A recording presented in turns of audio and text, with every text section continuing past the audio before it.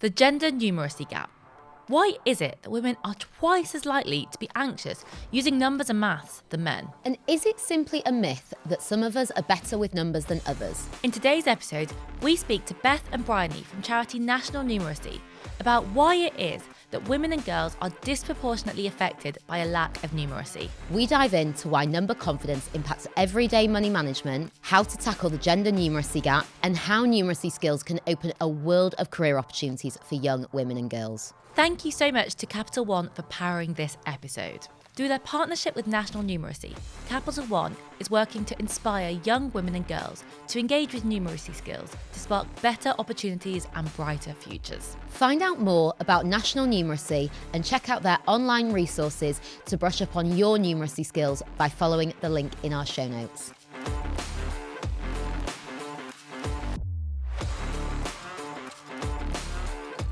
Okay, so Beth, Bryony, thank you so much for joining us. Could you let us know, why is having good numeracy skills actually important, especially when we've got phones and computers to calculate for us? Fundamentally, we just use maths in every aspect of our lives at work and at home. And so many of our decisions that we make are just based on numerical information. In terms of use of calculators, calculators are great. They take the pressure off us when we don't feel completely confident with using numeracy, like maybe mental maths. But you need a certain level of numeracy skills to be able to input that real life situation into something that a calculator can understand as well. And the skill of estimation we use when using calculators, if you've put something into a calculator and it gives you a way bigger answer than you're expecting, you'd realize that and then you'd re-input it. So massively we need numeracy skills to be able to use a calculator or any kind of budgeting tools as well. And you mentioned budgeting tools there, but what are some of those other kind of real life practical situations where good numeracy skills are really important? I think especially one that doesn't work very well with a calculator is when we're planning journeys and we're trying to get places on time. Calculators are pretty useless in that situation. So being able to work out, what time do I need to get up? What time do I need to leave the house? What tube, what train, what bus do I need to get? How many changes do I need to get? If we don't have that basic numeracy skills, that's going to make it much more difficult, and we're much more likely to be late for things and just not be able to turn up on time. I think that's a really great one to tell my two teenage nieces who are asking me why they have to study maths at school and what how they will ever use it in their lives.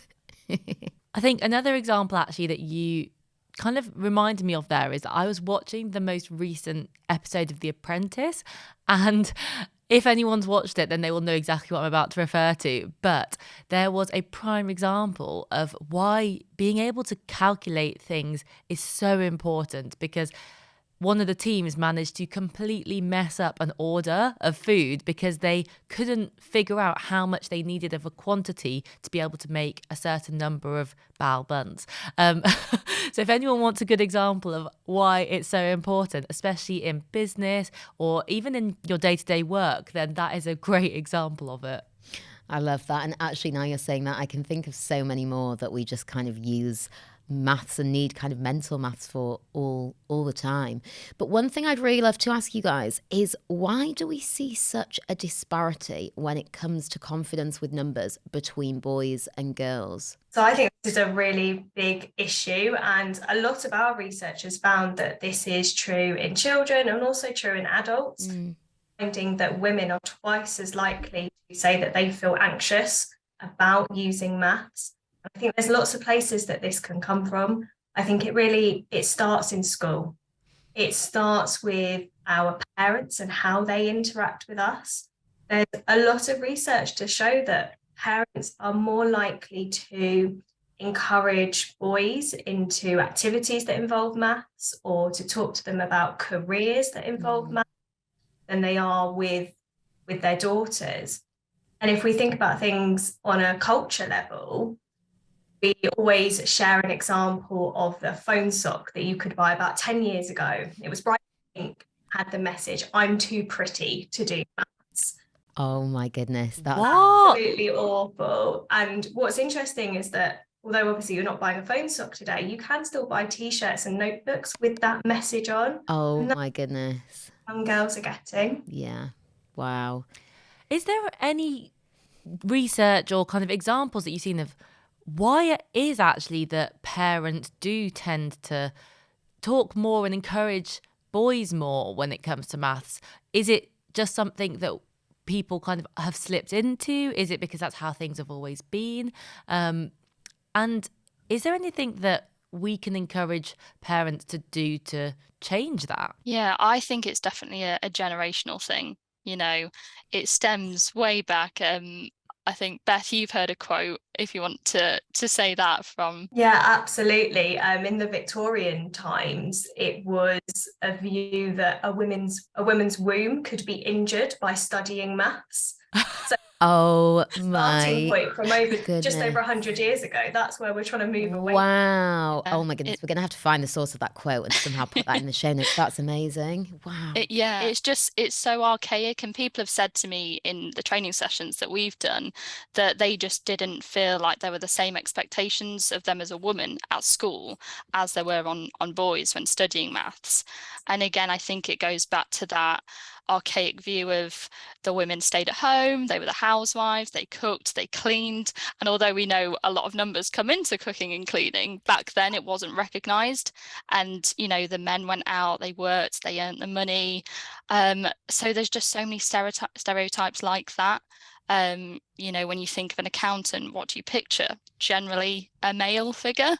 So yeah, I think it's such an archaic view that definitely needs to change. But from my experience, I grew up in a town where there was a girls' grammar school and a boys' grammar school. And I went to the girls' grammar school, and you were sort of encouraged more to go into arts, like expressive art, and we had a really amazing art department. And then I went over to the boys' school when I studied my A levels, and it was much more focused on STEM subjects. You know, they had this magnificent science department, and I was amazed at how many boys were going on to study maths at A level, because it just wasn't on my radar at all to go on and study further maths. I think at the girls' school, it was maybe if it was relevant to your career, or if you'd really excelled, you were top set, you'd go on to study further maths. So I think, yeah, there's so many sort of society views and generational views that are really difficult barriers that we need to break. That's so true, actually. When I think about my own experience, I had a very similar experience. I went to a girls' grammar school and there was a boys' grammar school, but the girls that I knew that were studying maths at A level, mostly it was because it was a necessity for what they wanted to do. So people that wanted to go into medical sciences, that type of thing. And so it was like, you don't have a choice. But there weren't really people that very often chose to do maths. And I think I am a good example of that. I remember thinking, oh, I actually think I could do maths at A level because I was relatively good at it. I did well in my GCSEs and I thought, I think I could do this. But then no one else was doing it around me other than people that wanted to do those types of medical subjects. And I didn't. I really did not like science. But then I also didn't feel like the benefits were really that clear, and how many opportunities and doors open when you do have those numeracy skills and you have that number confidence. But I think another thing that ties into it is, like you said, about parents and generational attitudes. And one thing that I've noticed when I've looked back at my own education and my attitude towards maths is that I think I inherited a bit of that from my parents, particularly from my mum, who again shied away from those topics, those subjects, and more towards humanities. I'm guessing that's something that is actually quite hard for people to overcome when they have got people at home that are helping them with subjects where they're more confident. So are there things that parents can do or can also avoid maybe doing to help encourage their children to think about numeracy and doing maths for longer? Absolutely. I think what it comes down to is knowing that we don't need to be an expert in maths to be able to help our children enjoy it and help them love it. I think crucially, we need to show them where we use maths in the real world. I think so often children think maths is this school subject. I do it for an hour a day at school, and that's all it is. And when I finish school and I've done my GCSEs, that's it, it's done. And so we need to be showing children where we see maths in the real world, like when we're cooking, when we're shopping, when we're getting on the bus, and really showing them this is actually what maths looks like in the real world. And this is something we're doing more and more with our corporate volunteering program with Capital One. So the volunteers are going into primary schools and talking to the children about how they use maths in the real world, how they use it in their jobs, which don't necessarily look like a very math-centric job, and then how they use it in their hobby as well. And I know that one teacher whose children attended one of these assemblies was saying that the children said afterwards, oh, we thought maths was just at school, but they started making lists of where they're using maths out and about and at home, which is just, that's what we want children to be understanding. Yeah, for sure. And one thing that I wanted to ask off the back of that is, for those children who don't feel confident with numbers, I think that I see it with my teenage nieces. I can remember from when I was back at school, you get a lot of kids who will just say, I'm just not good at maths. You'll also get a lot of adults that will say, I'm just not good with numbers. There's kind of this perception that you are either a numbers person, you're either good with numbers or you're not. Is that a myth? Or is it, a skill that anybody can ultimately build? Yeah, absolutely. And it is something that we hear a lot in our training sessions, this I'm not a numbers person, I'm not a maths person. And yeah, we definitely need to challenge that belief. We believe that it's true that not everyone will go on to be a maths expert, but everyone can certainly improve from where they are now.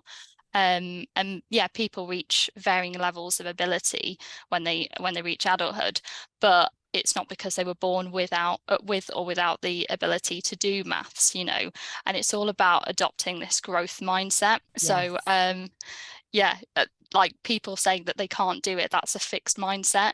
And whereas if you're having that growth mindset of just, I can't do it yet, then it's obviously going to prove beneficial. But we find that, yeah, when it comes to maths, people often operate in this fixed mindset.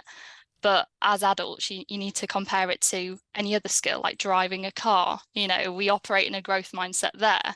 We don't expect to just be able to get behind a steering wheel and be able to drive straight away. We have to do a series of lessons.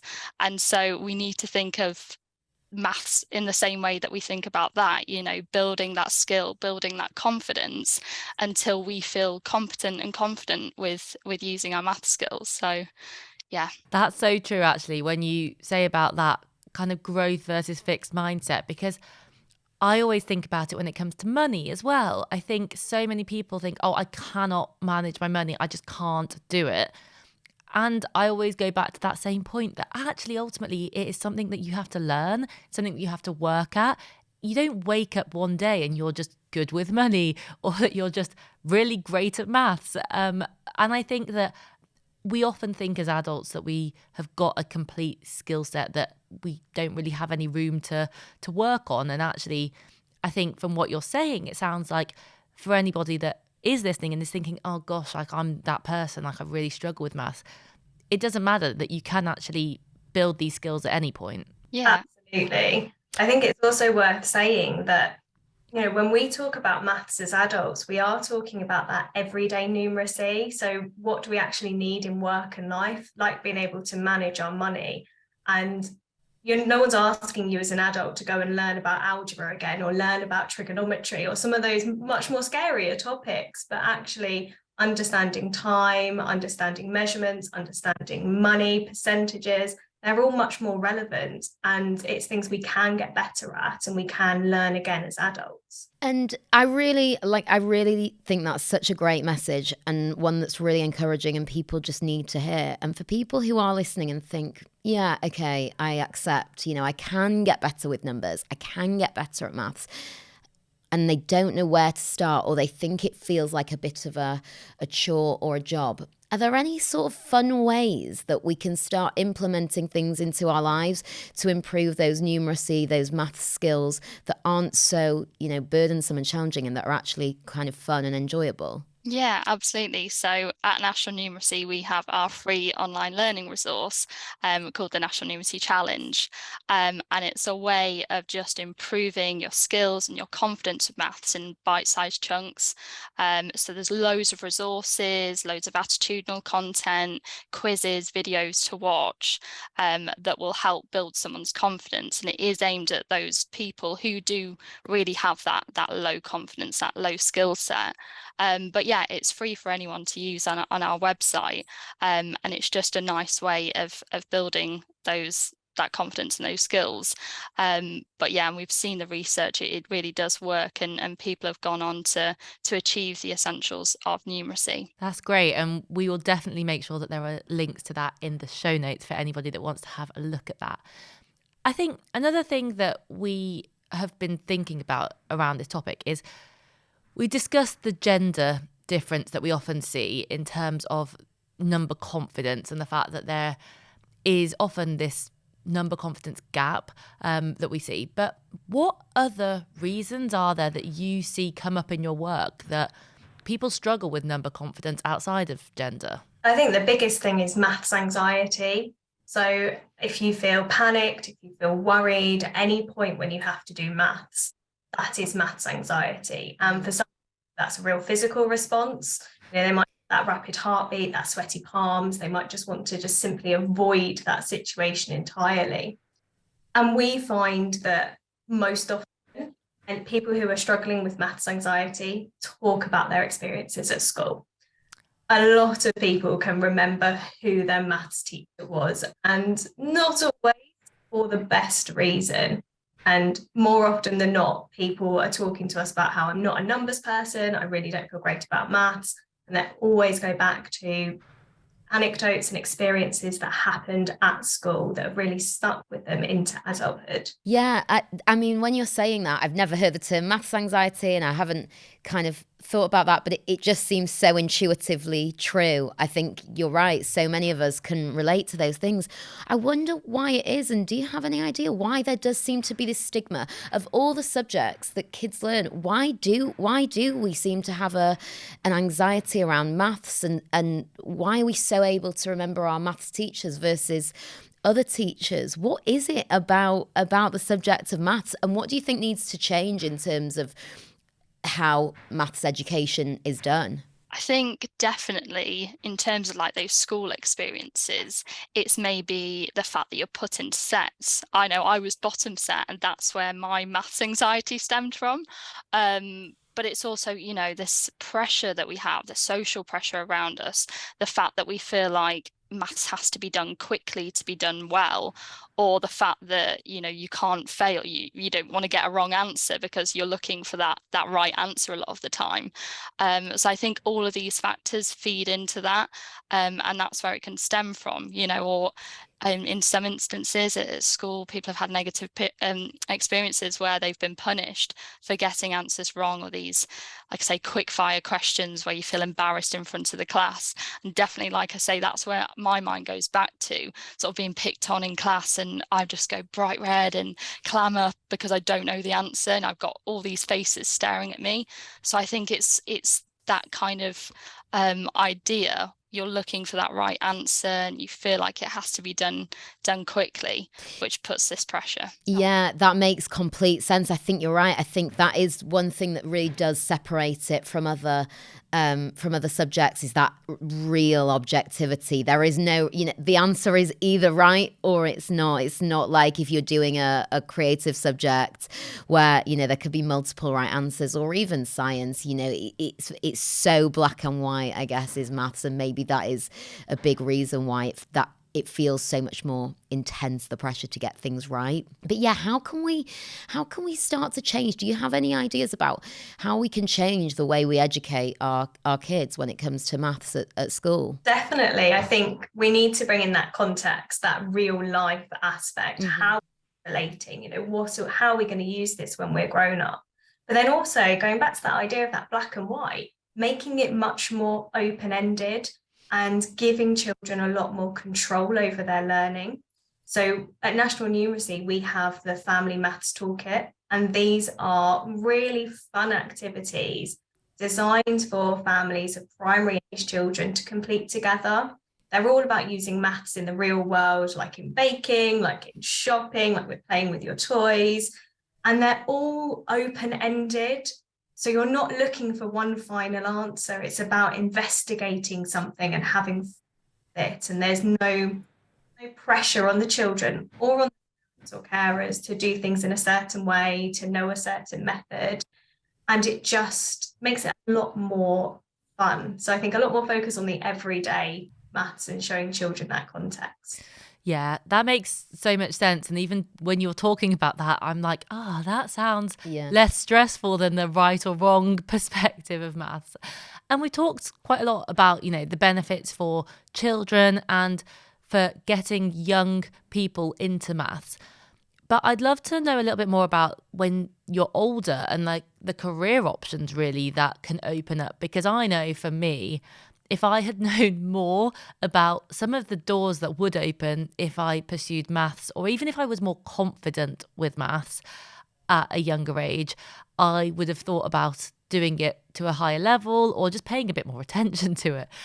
But what are some of the benefits in terms of career options that being number confident can bring? Yeah, absolutely. I think it opens up lots of career options. There are some careers you can't get into without that maths qualification, or maybe whether it's going for a promotion, if you feel like there's going to be more responsibility or more things to do with numbers, then it's having the confidence to go for that as well.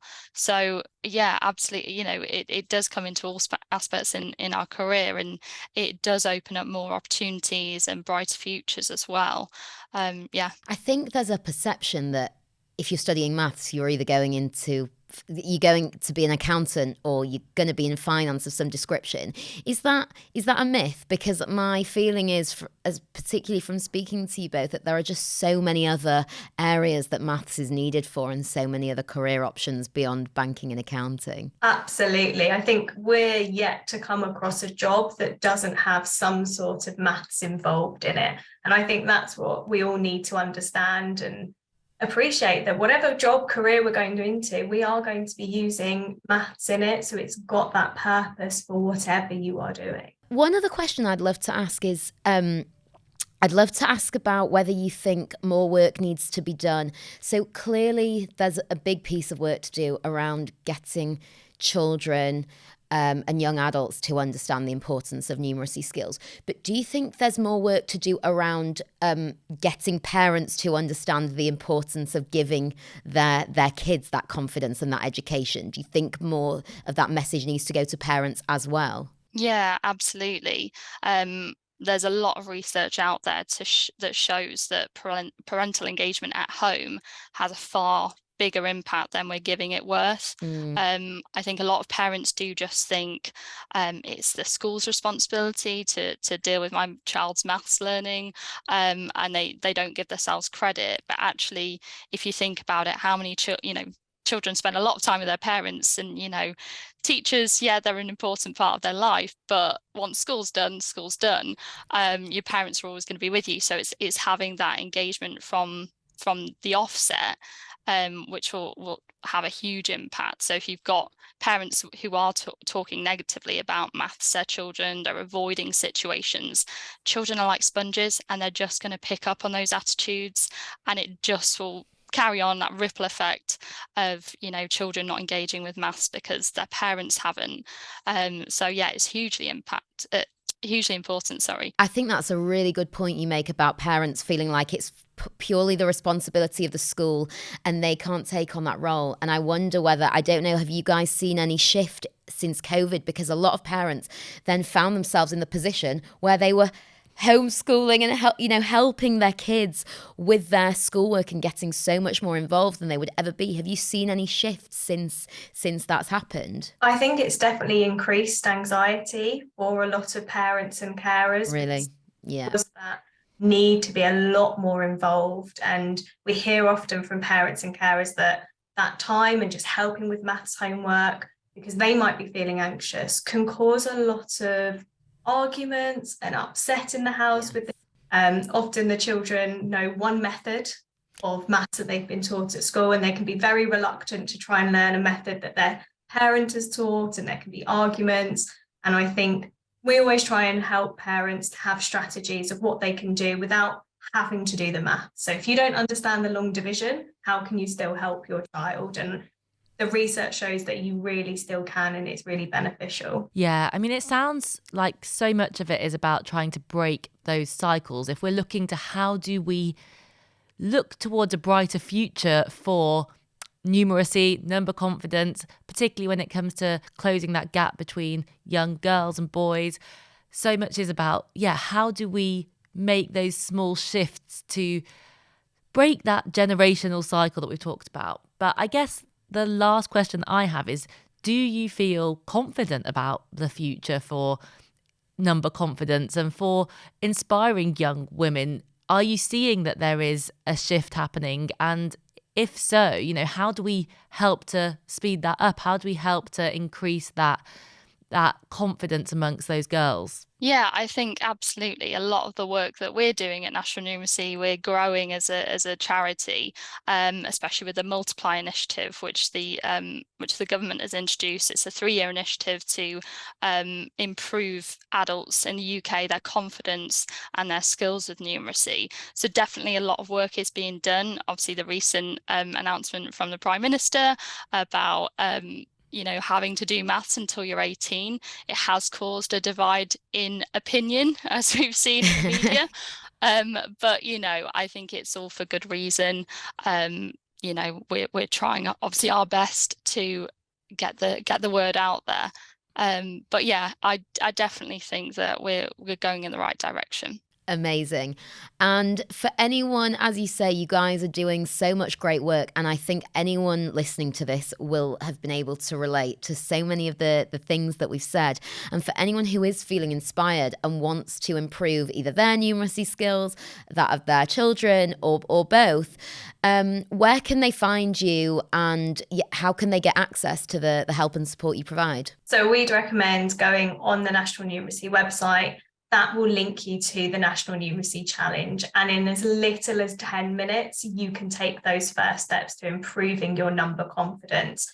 And on our website as well, you will find so many inspiring stories from other people who have taken those steps and are now seeing the benefits through being able to manage their money better, support their children, or just getting into their dream job. So I think start there. You can be inspired and take those first steps. I have to say, I have also taken the National Numeracy Challenge, and I think it was really, really eye-opening because, as I said, maths is something that I've always had a bit of a love-hate relationship with. But actually going through some of those practical questions was really helpful, just to kind of zone in on, okay, this is the stuff that maybe I do need to put into practice a little bit more. And these are some of the benefits of putting in, like you say, 10 minutes to sharpening up my math skills a little bit. So I definitely encourage anybody to check it out and to share it with people that you know as well, with your family and friends. Absolutely. Thank you guys so much for coming on. It's been brilliant talking to you. And I am definitely feeling inspired and excited to share this with my family and friends.